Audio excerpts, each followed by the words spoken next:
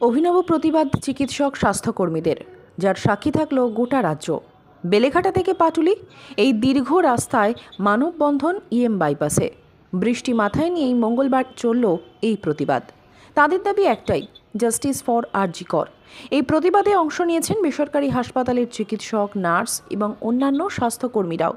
সাধারণত আন্দোলনের ফলে রাস্তায় যান চলাচলে সমস্যা হয়, আর সেই কারণেই হাজারে হাজারে মানুষ রাস্তার একেবারে পাশ দিয়ে লাইন করে হাতে হাত ধরে এগিয়ে চলেন সামনের দিকে।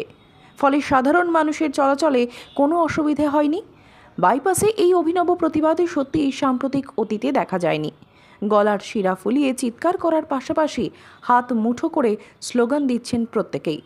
রয়েছে বিচারের দাবিতে পোস্টার, অথচ নেই কোনো ঝামেলা, নেই কোনো যানজট, সব কিছুই স্বাভাবিকভাবেই চলল।